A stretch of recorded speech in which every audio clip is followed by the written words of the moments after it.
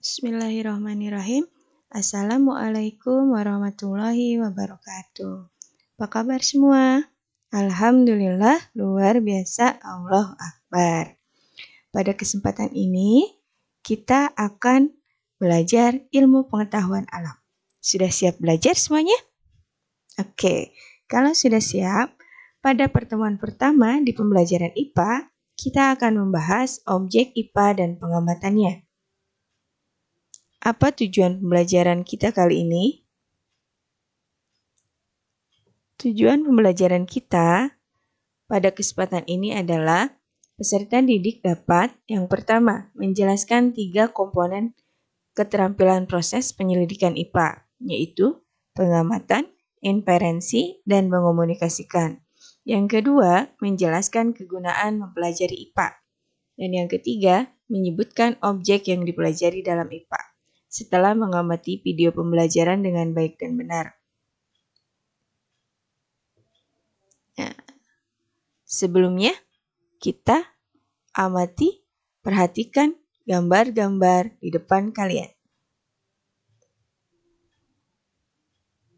Pasti sudah tidak asing dengan gambar-gambar ini ya. Tapi, pernahkah terlintas beberapa pertanyaan atau banyak pertanyaan tentang gambar-gambar tersebut? Contohnya, kenapa sih produk-produk ini ada? Bagaimana sih mulainya produk ini terbentuk? Atau bagaimana proses pembentukan produk-produk tersebut? Atau terinspirasi dari mana produk ini ada di sekitar kita? Yo, ada yang pernah bertanya seperti itu? Atau ada pertanyaan-pertanyaan lain? Jawaban dari semua pertanyaan itu adalah ilmu pengetahuan alam. Ilmu pengetahuan alam, objeknya adalah seluruh benda di alam dengan segala interaksinya. Seluruh benda ini dari benda yang sangat kecil yang tidak bisa terlihat oleh mata telanjang kita. Contohnya ada virus, ada bakteri, ada kuman, ada atom, atau yang menyusun atom itu sendiri. Sampai benda yang berukuran sangat besar. Contohnya galaksi, bumi, planet, lautan, dan benda-benda yang ada di sekitar kita. Manusia, tumbuhan, hewan, udara, matahari, seluruh benda, baik yang hidup maupun yang tidak hidup. Dan interaksinya pun kita pelajari untuk diketahui pola-pola keteraturan. Ternyata semua yang ada di alam ini punya keterikatan dan punya keteraturan. Itu objek IPA. Nah, seluruh objek IPA ini kita pelajari dalam penyelidikan IPA. Kita bahas pertama, kegunaan dari penyelidikan IPA. Untuk apa ada penyelidikan IPA? Yang pertama adalah untuk meningkatkan kualitas hidup. Ya. Jadi, dengan kita belajar IPA, kita akan tahu bagaimana menjaga kebersihan lingkungan, kita akan tahu bagaimana menjaga kebersihan diri. Jadi, kita lebih hati-hati dalam hidup, lebih bijaksana. Ya, seperti tadi, produk-produk tadi itu diciptakan karena penyelidikan IPA. Ada mobil, ada pesawat, ada obat, itu untuk meningkatkan kualitas hidup manusia. Yang kedua, kita jadi memahami berbagai hal di sekitar. Kita akan memahami terjadinya siang dan malam, kita akan memahami terjadinya pasang surut air laut, kita juga akan memahami kenapa gerhana bulan dan gerhana matahari bisa terjadi. Contohnya seperti itu. Yang ketiga, kita dapat menyelesaikan masalah. Ya. Contoh yang kita hadapi sekarang adalah permasalahan virus corona. Dengan mengetahui bagaimana virus corona hidup, bagaimana virus corona dapat menyebar, kita dapat menyelesaikan masalah tersebut. Nah, yang keempat, berpikir logis dan sistematis. Kita akan selalu terbiasa berpikir secara logika. Ya, apa sih masalahnya? Kira-kira pemecahan masalahnya seperti apa? Nah, bagaimana kita melakukan beberapa alternatif jawaban dari permasalahan itu? Akhirnya kita bisa menemukan jawabannya. Nah, itulah yang dimaksud dengan berpikir logis dan sistematis. Sebenarnya banyak sekali kegunaan penyelidikan IPA, tapi dirangkum dalam 4 poin ini. Jadi diingat-ingat ya, kegunaan mempelajari IPA ada 4 poin. Ya. Selanjutnya, ada keterampilan proses yang harus dikuasai dalam melakukan penyelidikan IPA. Ada nomor 1, pengamatan. Pengamatan ini menggunakan panca indera dan alat ukur. Panca indera ada mata, telinga, hidung, kulit, dan lidah.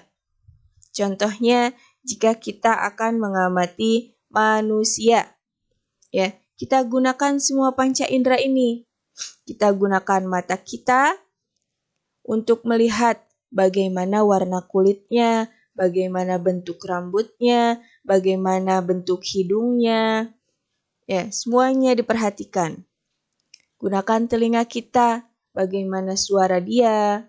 Ya, kita gunakan indera penciuman kita. Kita gunakan kulit kita dan kita gunakan lidah kita jika memungkinkan. Dan dibantu oleh alat ukur. Alat ukur apa yang cocok untuk mengamati atau menyelidiki manusia? Ya, kita gunakan timbangan untuk mengukur massanya. Kita gunakan meteran untuk mengukur tinggi badannya. Kita gunakan tensimeter untuk mengukur tekanan darah. Kita gunakan termometer untuk mengukur suhu badan. Jadi, kegiatan pertama dalam penyelidikan IPA adalah pengamatan. Pengamatan ini bertujuan untuk mengumpulkan data dan informasi. Data dan informasi yang kita dapat itu harus kita catat sebanyak mungkin. Semakin banyak kita mengumpulkan data, maka semakin detail kita bisa menggambarkan objek yang kita amati. Yang kedua, membuat inferensi. Membuat inferensi ini membuat pola hubungan antar aspek. Jadi misalnya manusia ini ada hubungan tidak dengan yang lain, ada hubungannya tidak dengan orang tuanya, ada hubungannya tidak dengan lingkungannya, jelas ada. Nah, komponen-komponen itu kita hubungkan.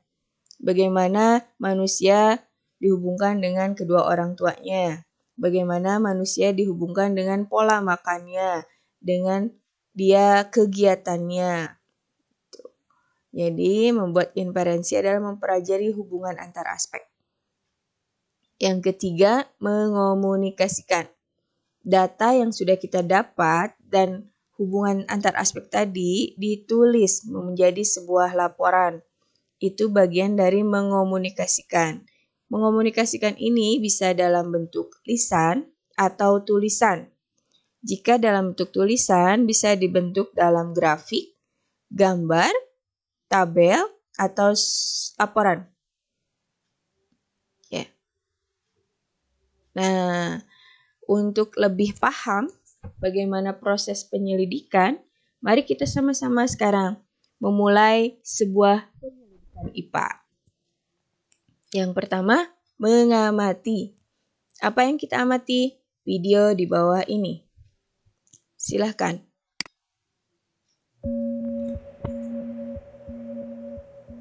Bagaimana virus corona menyerang tubuh kita? Mungkin itu jadi pertanyaan kita semua.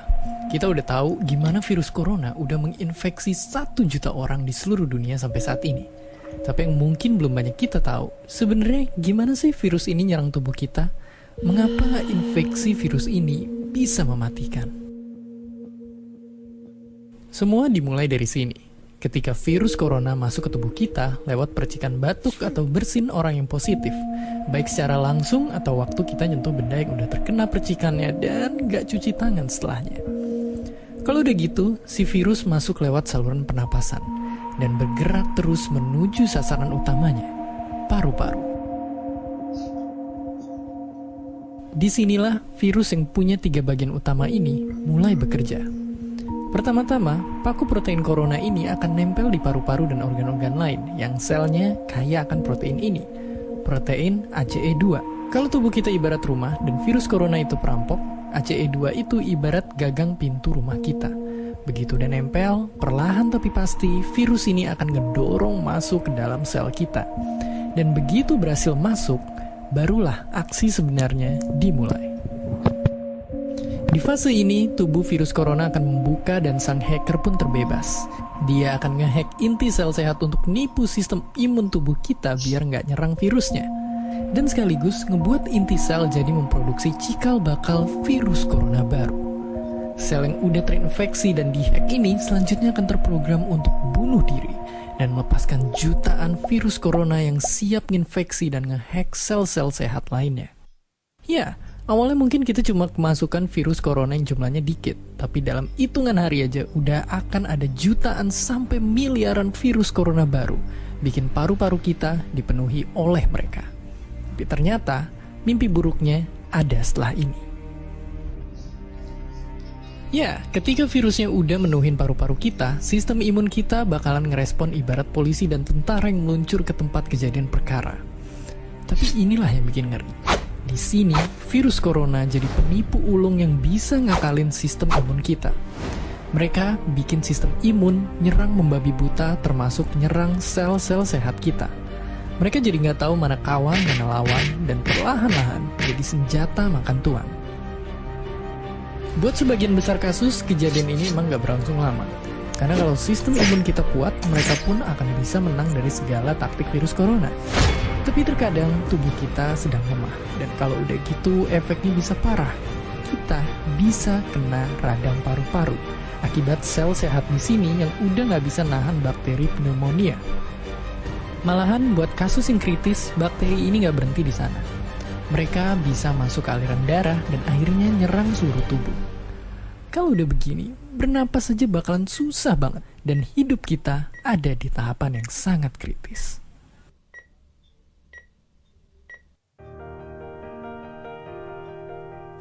Ya, mungkin dengan fakta-fakta barusan bikin kita takut dan khawatir. Tapi ingat, kita pun punya cara buat memperkuat daya tahan tubuh kita. Makan makanan bergizi. Ya, bukan lagi sekedar 4 sehat 5 sempurna, tapi ikutilah pedoman gizi seimbang yang bisa ningkatin imun tubuh kita.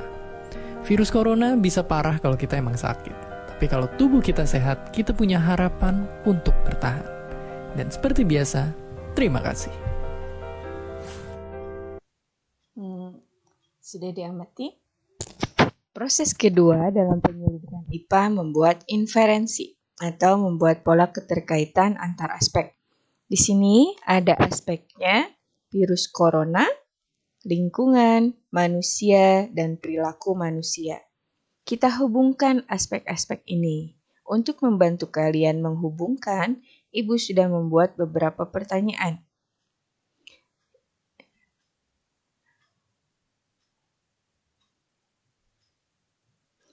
Amati video secara berulang untuk mendapatkan informasi yang tepat dan jelas.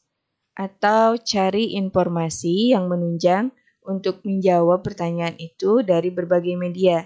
Bisa kamu baca buku, bisa kamu nonton TV, atau bisa kamu browsing di internet. Tahap terakhir, mengomunikasikan. Jadi, buatlah laporan dalam bentuk tulisan, pertanyaan-pertanyaan tadi, dijawab pertanyaannya. Dikumpulkan di Google Classroom. Boleh langsung diketik di situ atau kamu tulis di buku tulis, dipoto dan diupload di Google Classroom. Oke, sampai sini pembelajaran kita. Sudah paham? Alhamdulillah. Jangan lupa tugasnya dikerjakan. Nah, yang terakhir adalah mereview pembelajaran tadi. Dari awal sampai tadi. Yang pertama, apa tadi 3 keterampilan proses dalam penyelidikan IPA? Ya, betul. Yang satu, pengamatan. Kedua, inferensi. Ketiga, mengomunikasikan. Lalu, apa saja manfaat mempelajari IPA? Ada 4 poin ya. 1, memahami berbagai hal di sekitar kita. Yang kedua, meningkatkan kualitas hidup. Yang ketiga, kita bisa menyelesaikan masalah lingkungan. Dan yang keempat, berpikir logis dan sistematis. Poin yang ketiga, apa objek IPA? Segala benda yang ada di alam dengan interaksinya. Pinter. Ibu rasa untuk pertemuan kali ini cukup sekian. Terima kasih atas perhatiannya. Satu pesan Ibu ada, tidak ada perjuangan yang sia-sia. Dimanapun kita belajar, kita tetap akan menjadi pintar, insya Allah. Jadi berusahalah dan tetap semangat. Assalamualaikum warahmatullahi wabarakatuh.